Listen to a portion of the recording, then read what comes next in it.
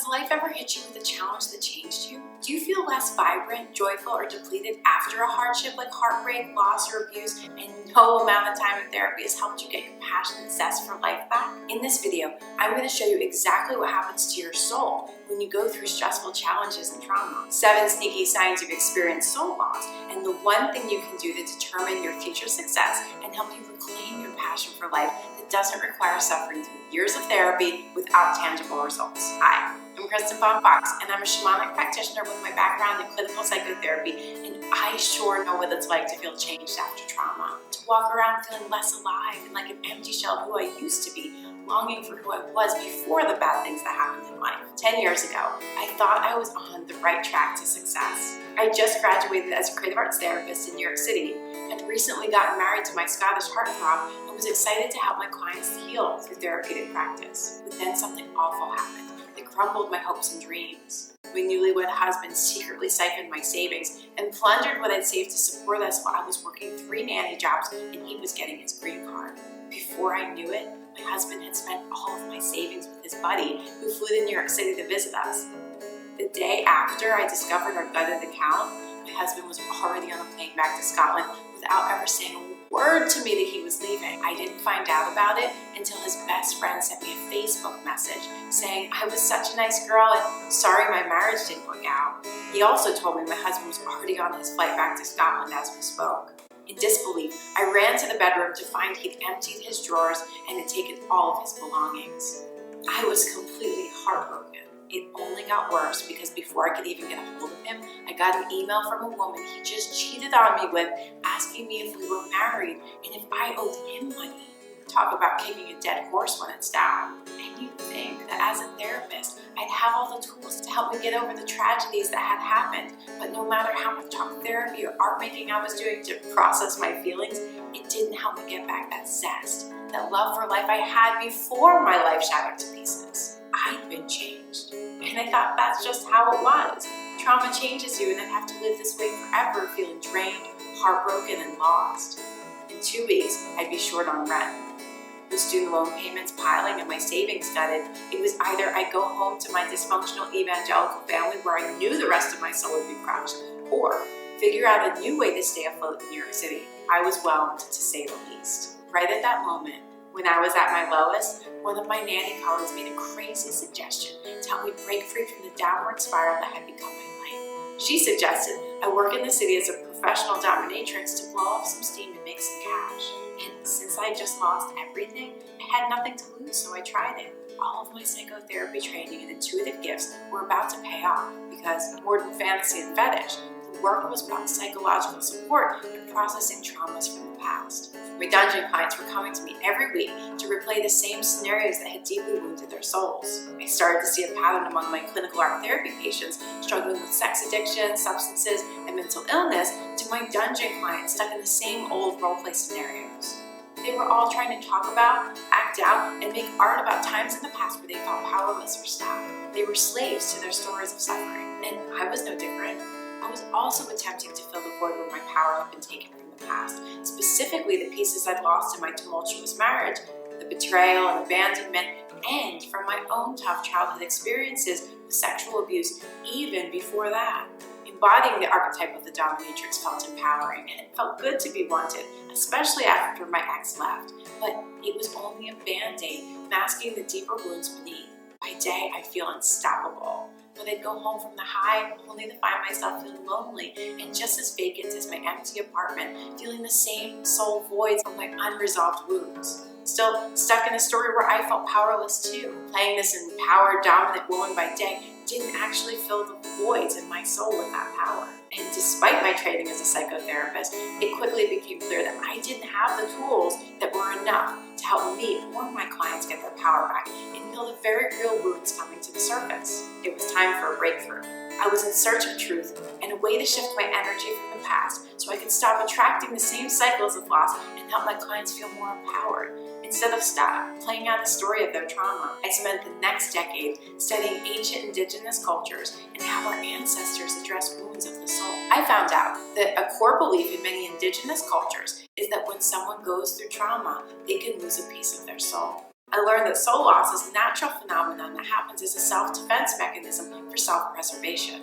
When parts of the soul dissociate due to trauma, they take with them pieces of your power or aspects of your personality and your energy, like the ability to trust and open your heart if you've been betrayed, or your confidence if a parent or bully puts you down. I also learned that we can give pieces of our heart and soul away to people we love without even knowing it, leaving an energetic emptiness behind. I knew I couldn't keep living missing important pieces of my power, so I started training with indigenous healers and researching everything I could get my hands on about shamanism and soul loss. I wanted to understand how I could get my power and passion back for life, so I'd never have to feel unworthy, unhappy, or stuck again. I want to share with you the 7 sneaky signs of soul loss that indicate that you might be missing vital pieces of your soul, and what to do about it. Sign 1. Feeling like something is missing. When shitty things happen in life, there are pieces of your soul who peace out, causing you to feel like literal pieces of your soul are missing. When the soul goes through stress, parts of your soul flee to protect themselves. In ancient times, cultures would have a shaman come and help that person reclaim the pieces of their soul that left during trauma within days of the tragedy. But nowadays, we don't go to shamans and healers. We go to therapists and doctors trained to treat the body or the mind, but nobody treats the soul. I was taught in grad school that soul loss was dissociation, and that according to the DSM, people who've been through trauma disconnect from vital parts of their personality, memories, and personal characteristics after experiencing a traumatic event. But we were never taught how to get these vital parts of the dissociated self back after, only how to build up other intact parts of their ego. Not directly heal it. There weren't tools for that. Sign 2. Loss of physical energy or stamina. Losing pieces of your power zaps your energy. Not only can you dissociate from parts of your soul that got too scared to stick around for the rest of the situation you were in, soul loss leaves you feeling depleted and energetically vulnerable. Because I used to feel so happy and playful, full of energy, but for years after the trauma, I couldn't get in touch with any of those parts of my power. Sign 3. Loss of brightness in one's eyes, smile, or presence. Shakespeare said that eyes are the windows to the soul, and when soul loss happens, some of the eyes' light goes out. I notice the change when someone talks about something they're passionate about versus something that drained them or caused them soul loss. And the eyes become dull. Look at pictures of yourself before something tragic that happened and look into the mirror in your eyes after. Do you notice a difference? Sign 4. PTSD. Those who've been through a traumatic event often experience post-traumatic stress disorder with symptoms such as difficulty sleeping, emotional detachment, agitation, flashbacks, hypervigilance, mistrust of others, and this happens to more than combat veterans. Think back to my graduate school roommate who was assaulted at the bodega across the street from our apartment. She was always bubbly and bright until the night that she was assaulted by the man in the bodega. My roommate was terrified. She didn't want to lead him back to her apartment across the street and feared he'd barge in after her. So instead, she ran to the train station on the corner of our block and onto the subway. She ended up riding the subway for hours, too afraid to come home in case he'd followed her or was waiting outside the bodega for her return. After the traumatic event, my roommate became very withdrawn. She stopped sleeping, stopped going out, she stopped talking to the neighbors, and began isolating herself. She had recurring flashbacks and even had nightmares. She was never the same after that incident, and she never went back to that bodega again. If you've experienced sleepless nights, flashbacks, bad dreams, agitation, anxiety, agoraphobia, or find yourself getting triggers by reminders of trauma, you may be missing a soul part too. 5. Memory loss. Some begin forgetting pieces of memory or have difficulty recalling memories from the past surrounding a traumatic event. This phenomenon is described as psychogenic amnesia, a phenomenon where memory recall becomes challenging surrounding extraneous events from a difficult period in life. When someone's gone through trauma, they may forget entire chunks of childhood, whether they were abused, had parents who fought all the time, or moved around a lot. They can have lost pieces of their soul along with the memories they can't recall. Sign 6. Feeling stuck. It can feel hard to move forward if you're missing lost pieces of your soul. Many circle back to the same story of trauma where they lost a piece of their power and can't move on, like my friend Greg, who just couldn't open up in love after feeling betrayed by his ex who cheated on him years before. Greg clung to that story, sabotaging opportunities for pursuing healthy love relationships thereafter because he wasn't able to heal this serious soul wound. Sign 7. Attracting the same patterns over and over again. If it's not already shitty enough to experience heartache and hardship in the first place, we often attract the same cycles of suffering like we're on some crazy karmic hamster wheel. Like, abusive partners if we've been abused as children, like lovers who are unable to commit, are emotionally unavailable, or always seem to abandon us when all we want to do is attract healthy relationships. Sometimes we can't shake patterns from our past, and that's why we manifest them in our present and our future. Did you know that those who've experienced childhood trauma are 70% more likely to keep attracting similar cycles of trauma in their adult relationships than those who hadn't experienced childhood trauma? Does any of this sound familiar? It's likely you may also have experienced some level of soul loss, and you may have even noticed some commonalities along those past experiences which leave you feeling confused and frustrated, especially if you've been trying super hard to make better choices but still seem to attract the same old cycles of the past. Once you understand how much a problem losing pieces of your soul is, and how much it affects your life and your joy and positivity and your energy levels for the rest of your life, it's like the missing pieces of the puzzle as to why you feel changed after trauma start to come together. The good news is, you don't have to keep living life feeling depleted, missing your favorite parts of your energy, because there's an ancient strategy for reclaiming your passion, vitality, and joy for life, even after heartache and loss. It wasn't until I studied shamanism and learned about a simple technique called Soul Retrieval that I started to feel alive again, stopped attracting trauma cycles, and started to see lasting changes in my life. Soul Retrieval is an ancient healing practice where lost parts of one's soul are brought back after trauma.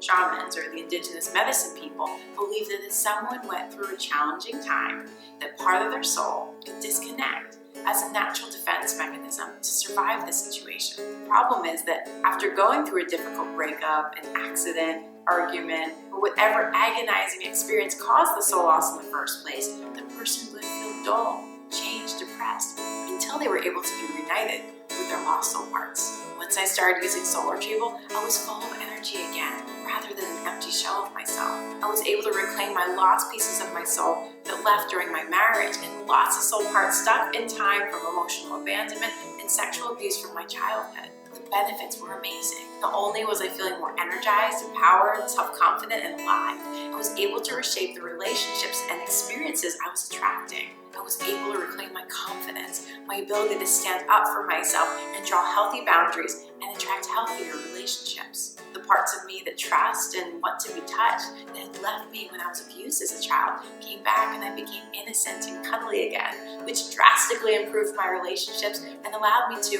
for the first time in my life, really receive love. Soul Retrieval brought me back so much vitality, passion, and focus. I shifted directions from psychotherapy to study shamanism and help as many people as possible with the new tools I found. And that's when my clients all started to experience the same levels of breakthroughs as me. One client was able to reclaim his voice he lost as a child in the disempowering dynamic he had with his stepfather. His voice audibly changed from a weak whisper to a deep and rich roar, which helped him teach his yoga classes so his students could hear him better than before. He was able to shift the dynamic with his stepfather, who caused the original soul loss, and for the first time in his life was able to stand up for himself and set healthier boundaries with his stepdad, and experience a new level of confidence and fearlessness he wasn't in touch with before. Another one of my clients, whose ex-boyfriend chastised her for sharing too many dumb stories he didn't like, lost her ability to speak up and share her tales confidently in public. This manifested as excessive anxiety when she was put on the spot at meetings at the corporate office. Where she was once confident and talkative, she began stumbling over her words, sweating profusely, and struggling to present her weekly reports. All because her boyfriend bullied that happy piece of her soul out of her. After Soul Retrieval, one of the parts that returned was her ability to speak up. She instantly regained her storytelling confidence and effortlessly began presenting her weekly reports without sweating a single bullet. Before she knew it, she was receiving compliments and suddenly realized, because her public speaking skills came back so naturally, that she hadn't even been nervous or self-conscious like she had been before.